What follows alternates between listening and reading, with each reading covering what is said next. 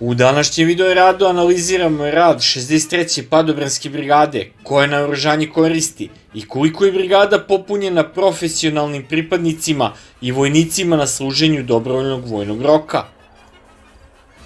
Na jučerašnjoj obuci pripadnika profesionalnog sastava 63. padobranske brigade i vojnika na dobrovoljnom služenju vojnog roka u toj jedinici prikazano je pakovanje padobrana, priprema za skok i klasični specijalni padobranski desant, zatim napad na zaposednuti objekat, kao i obuka u borenju i veranju. Obuku na vojnom aerodromu narednik pilot Mihajlo Petrović u Nišu obišao je ministar odbrane Miloš Vučević, a komadant jedinice brigadni general Nenad Zonić informisao je ministra Vučevića o zadacima koji 63. padobransku brigadu očekuju u narednom periodu i obuci vojnika na dobrovoljnom služenju vojnog roka u toj brigadi, koji sve više popunjavaju jedinice specijalne namene zbog izazova i odličnih uslova rada i života u ovim jedinicama. Procenjuje se da je odaziv regruta za služenje dobrovoljnog vojnog roka veći za 30% u odnosu na period od pre par godina.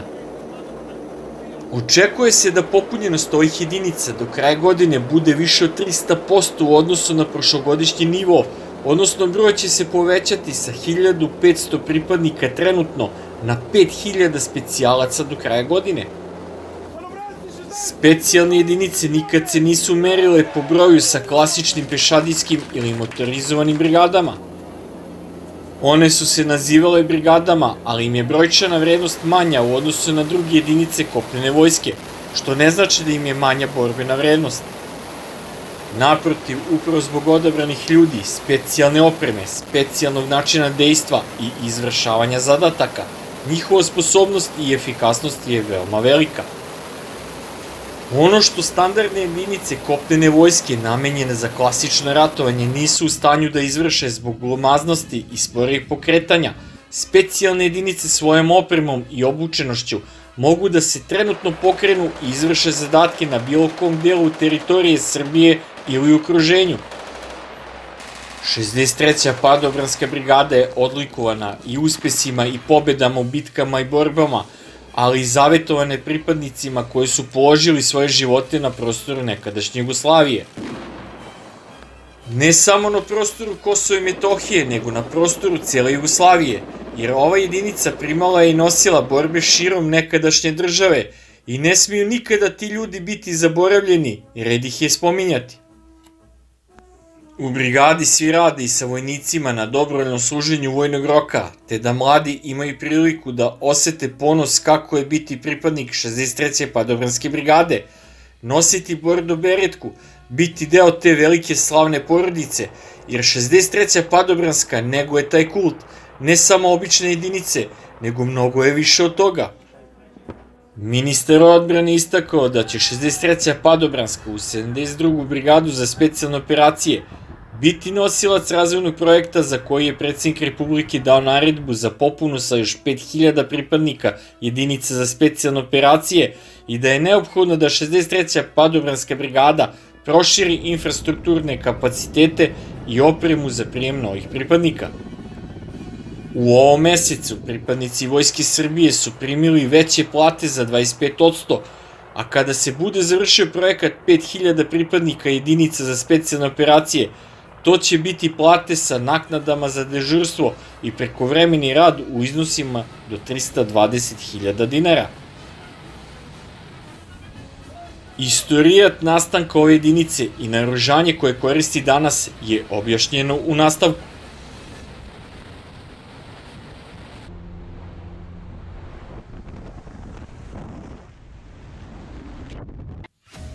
Šezdeset treća padobranska brigada je jedna od dve specijalne brigade Vojske Srbije. Prva padobranska jedinica na ovim prostorima, čije tradicije nastavlja 63. padobranska brigada Vojske Srbije, nastala je pre 76 godina, tačnije 14. oktobra 1944. godine u Bariju u Italiji. Tada je od partizanskih boraca koji su završili padobransku obuku oformljen prvi padobranski bataljon Narodno-oslobodilačke vojske Jugoslavije. Međutim, i pored velike želje pripadnika, ovoj jedinici nije bio poveren ni jedan borbeni zadatak. Pošto je konstatovan značaj postojanja jedne ovakve jedinice, 5. februara 1953. godine u Šapcu je formirana 63. padobranska brigada, jačine 3 bataljona. Brigada je naredne godine, zbog boljih uslova, preseljena u Novi Sad. 1959. godine brigada je rasformirana, a od nje su nastala 3 samostalna padobranska bataljona. Tek 1967. godine u Nišu je ponovo formirana padobranska brigada sa imenom koje i danas sa ponosom nosi. Prvo učešće u borbenim dejstvima jedinica je imala u junu 1991. godine u Sloveniji. Posebno je bila značajna njena uloga u zaštiti vojnih objekata, aerodroma i ljudstva, a tokom 1998. i 1999. godine i na zaštiti jugoslovenske granice i u borbi protiv šiptarskih terorista na Kosmetu. Učešće i rad 63. padobranske tokom ulaska naših snaga u kopnenu zonu bezbednosti na jugu Srbije 2001. godine od strane domaćih rukovodilaca i stranih posmatrača ocenjeni su visokom ocenom. U toku dosadašnjeg postojanja preko 40 padobranaca izgubilo je život prilikom padobranskih skokova i izvršavanja borbenih zadataka.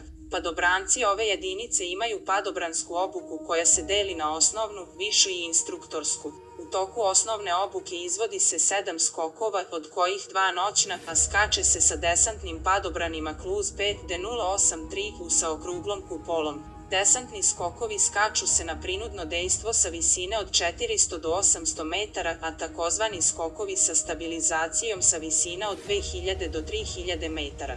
Višu padobransku obuku prolaze bolji padobranci. Kao i u ostalim specijalnim jedinicama u svetu, i ovde se primenjuju 2 tehnike skakanja, visoko iskakanje, visoko otvaranje i visoko iskakanje, nisko otvaranje. Za ove skokove koriste se padobrani sa krilokupolom Kluz 1, a Kluz 5. Instruktorski kurs završavaju iskusni padobranci starešine sa većim padobranskim stažom i više stotina skokova, posle čega stiču zvanje padobranskog instruktora. Od tehnike ovoj brigadi su na raspolaganju transportni helikopteri Mi-8 te Mi-17, B-5 i transportni avioni An-2 i An-26. Pripadnici 63. specijalne brigade su opremljeni vatrenim naoružanjem i to pištoljima Glock 17, Heckler & Koch USP, Jericho 941, automatima Heckler & Koch UMP, jurišnim puškama Heckler & Koch G36, Heckler & Koch 416, FN, Skar, Steyr Audi Kalašnikov, AK-101, puškomitraljezima FN, Minimi, snajperske puške Sako, TR, G i Barrett, M95, sačmarice Benelli, M4, Spas 15 i Mossberg 500.